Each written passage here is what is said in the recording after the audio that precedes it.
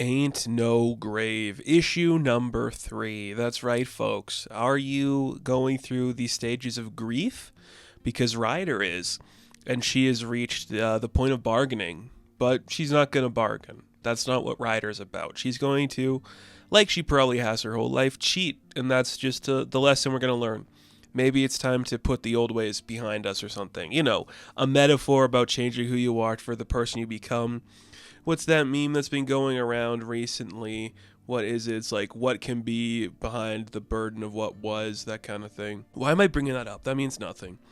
Okay, this book's awesome. I love this book. It's one of my favorite comics on shelves right now. Scotty Young and Jorge Corona, they're just a great combination. Their previous work has been incredible. I like when they work together. You get something truly original. And this book is just straight up my alley. What if a crazed lady who's a gunslinging badass was on like a gambling boat and then cheated death itself, kind of? That's what this is. And that's just made for me. This book is crazy, and this boat that she's on is crazy. I can't show you all of the artwork because there's like a little bit of like some, breasts and stuff. But just imagine a bunch of crazy people in masks, and all like the people that work at the bar are wearing like a hood over their face so you can't see them. And Ridge is like ready to kill like the bartender, and then she kind of like collapses because she's about to die, and it's kind of cool. But we intercut that with like something from the past where she's talking with her husband, and he's saying that they have to go to the bank because they need to find a way to get some money so they don't like take the home away from them.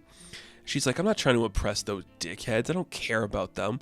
He's kind of upset because their daughter was like playing in the dirt and she got dirty.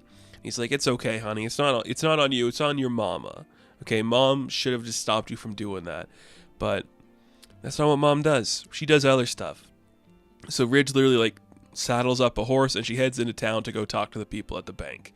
And we cut back to see the present day Ridge, and she's like kind of like stitched up. There's like an old looking doctor person there, taped her up. It's a casino boat, so it's not like a perfect job, but essentially she's like ready to get on with the mission. She's going to go join Madame Gates, who is like the figure she has to go meet.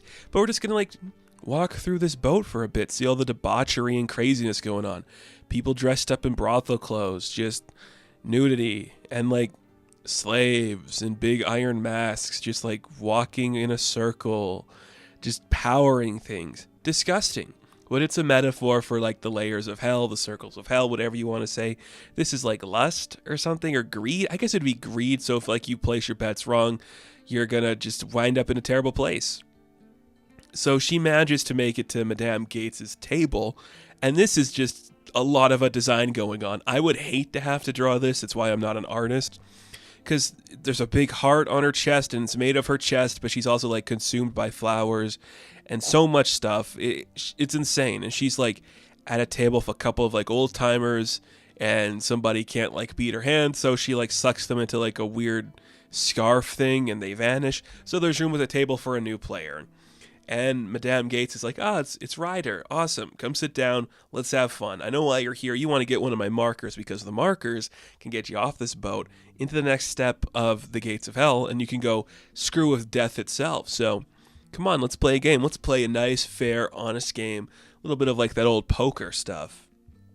Oh, it's so cool. I love all of it. I love the way everyone's hair is insane. I love the way everyone looks like a monster. It's the most important game of Ridge Rider's life, and she's all in, baby. She's going to go all in. And then we cut back to the stuff happening at the bank in the previous timeline. She shows up like, so how much money do we owe? It's like, well, you owe $10,000. And she's like, well, how much to buy it outright? 30,000. Oh, 30,000? Okay, I see you guys are playing poker. I have a little bit of money, and I see you're being like, gross, deal me in. I'll win it. I'll win it all back in this game. Let's see what you got. So she's going to play poker in that time, and in the present timeline she's also going to play poker. Looks awesome. She looks incredible. What a great design. I love how insane her hair is, and I just like when they throw her in the old-timey clothes. It's crazy. So the chips are a-flying. The people at the table are being sucked away until the only ones left are Madame Gates and Ridge. And there's a big stare-off. Who's going to win? Well, Ryder's going to win. Of course she is. And she wins. And it makes Gates really pissed off. She's like, no, you, what? No, you can't win. She's like, well, I did. It's a winning hand. Yeah, believe it. She's like, fine, a bet's a bet. But when she like reaches out, like when Ryder reaches out, you see Gates grab her hand, like, I knew it, you were cheating, She's like, so what? You said you liked a venomous snake like me. What's wrong with that? Don't get upset when it bites. Now, I won the game. Give me what I am owed and stop bothering me. And you just see Gates is like, oh, all right, you know what? Fair enough. All right, get off my boat. So they beat her up a bit, but she still gets the marker.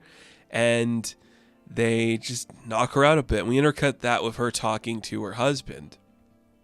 And he's just like, why did you do that? If that you cheated in this game to win the land and the money for our home, if that went wrong, you could have ruined everything. We could have lost like our daughter because of this. They could have done something.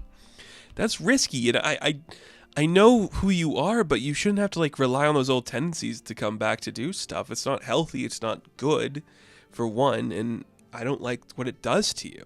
And that entire time, it's being intercut with like Ryder being tossed off a boat and drowning in the water until she washes up. She's got like the ace in her sleeve, and she's in the desert now, headed to like the the men on the high castle, which we did like the whole canoe. We did the whole casino thing. Now we're gonna do like climbing like the gates to heaven or something. I don't know. This end page is awesome. I love this book. I would buy like just the panel layouts or anything that Corona was doing. Like if I could find some original art for this book, oh man, that'd be so cool. I love everything about this. It is straight up my thing. It is such a cool story about a broken woman who is never going to change and refuses to change. It's so unique and so special. I'm so glad it exists. I love it. I really love it. So she's going to talk to the man upstairs, which is just death or somebody. We'll see.